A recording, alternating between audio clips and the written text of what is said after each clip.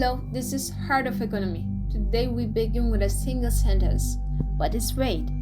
It rivals pages of analysis because it wasn't said by just anyone. It was said by Nouriel Roubini, better known in the financial world as Dr. Doom. Let's rewind it a bit. Back in the early 2000s, he was one of the very few who predicted the 2008 global financial crisis.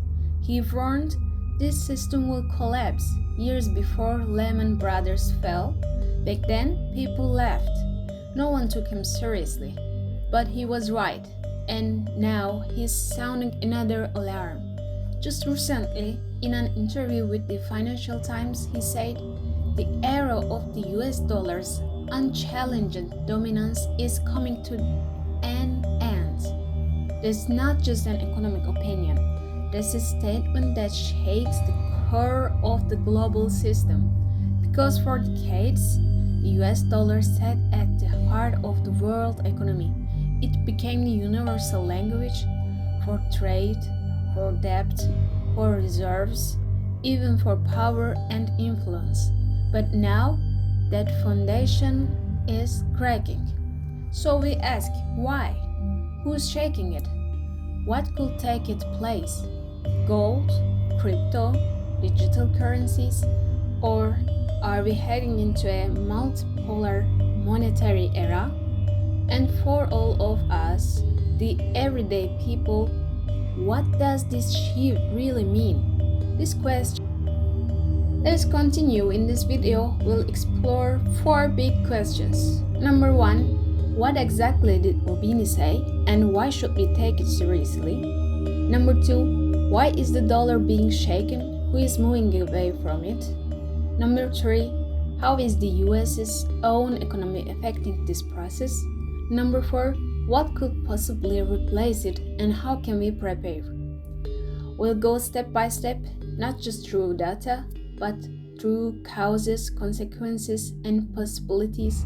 And at the end, I'll ask the most important question. What do you think? Because this channel isn't just here to inform, it's here to think together. If you're ready, let's begin. Why is this episode important? Because Roubini's words aren't just a warning. They signal that a door is opening. Because monetary systems don't collapse overnight, but one day you look back and everything has changed. Let's not forget, the dollar became king in 1944 with the Bretton Woods Agreement. In 1971, it lost its gold backing but held the throne. In the 2000s, the euro tried but failed to challenge it. Crypto was burned but remained outside the system, and today we are seeing a more serious challenger, state-backed alternatives. And this time, the challengers aren't alone. China, Russia, India, Saudi Arabia, under the BRICS banner, they are challenging the dollar's absolute dominance. And in the rest of this video, we're going to hear those voices. But first, let's face this truth. The dollar's power came not just from economic strength, but from trust, habit, and yes, fear. Roubini's warning shows us what happens when all three begin to erode. The first reason Roubini highlights is geopolitical transformation. This isn't just about money, it's about power, alliances, and trust. What we're seeing today isn't just economic turbulence, it's a break in the world order. Historical context: the world used to be bipolar, the US and the Soviet Union. During the Cold War, countries aligned with Washington or Moscow. Then in 1991, the Soviet Union collapsed and the US was left as the only superpower. That power wasn't just military, it was financial.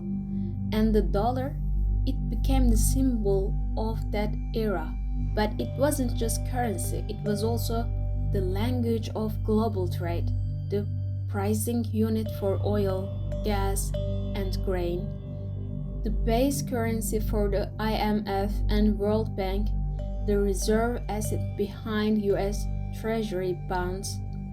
For many countries, their currencies were pegged to the dollar. It was the anchor.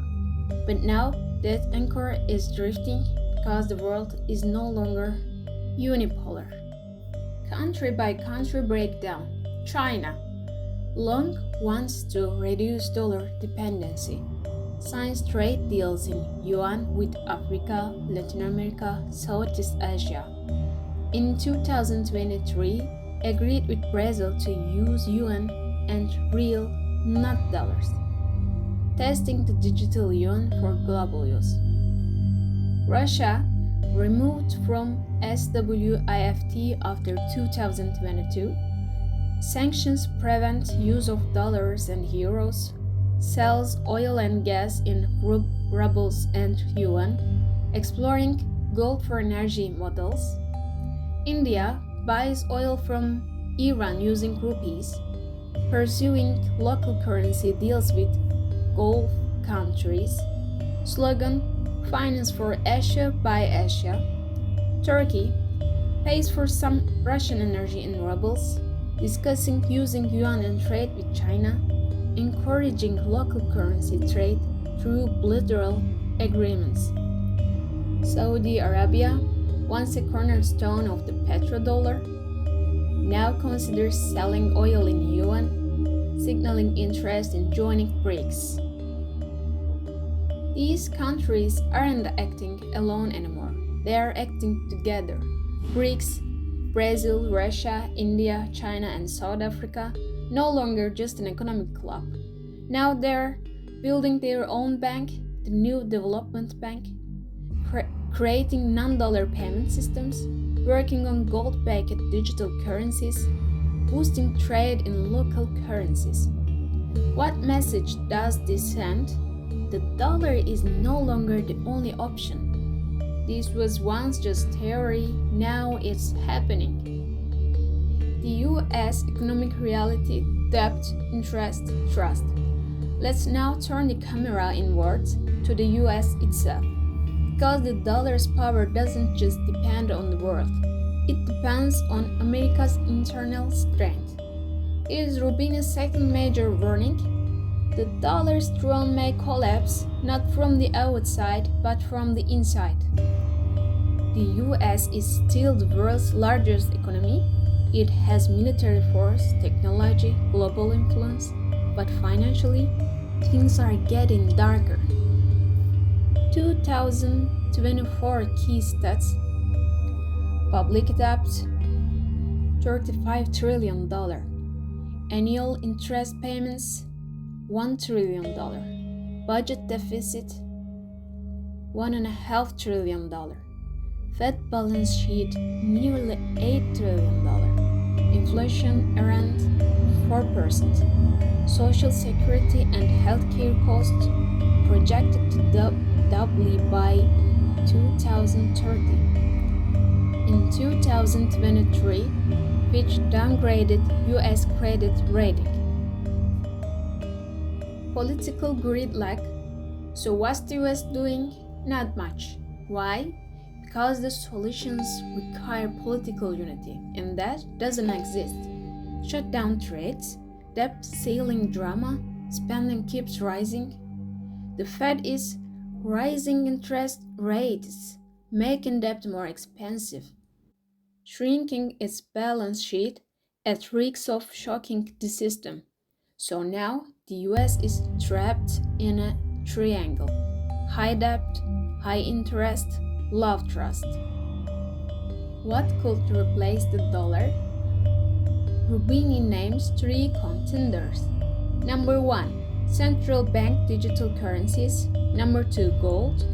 Number 3, cryptocurrencies. Let's break them down. Number 1, CBDCs, digital versions of national currencies issued by central banks. China, digital yuan tested with 260 million people. Europe, ECB preparing digital euro. India, e-rupee pilots, USA, FedNow infrastructure. Pros: instant payments, full traceability, better control of black markets. Cons: zero privacy, full control by governments, political risk. Number 2, gold. Old, stable, still trusted. In 2023, central banks bought 1,100 tons. China, Turkey, India, Russia were top buyers. Why? Can't be printed or hacked. Real value in crisis. Number 3, cryptocurrencies. Bitcoin, Ethereum, others. Pros: no central control, borderless, fixed supply, resistant to censorship. Cons: volatile, again fraud risks, high energy use, uncertain regulation. Still, crypto remains a system beyond the system. What do I think? The dollar won't vanish tomorrow, but its dominance is running on habit, not strength. The future, likely multi-currency, multi-system, CBDCs, gold-backed tokens, crypto. Not one king, but a shared stage. What do you think? Is Roubini right? Can BRICS really build a new system? What's the currency of the future? Drop your thoughts in the comments. If you enjoyed this, subscribe, turn on notifications, like the video, and help grow this community of thinkers. This is Heart of Economy, not just a channel to watch, but a place to think together. See you in the next one.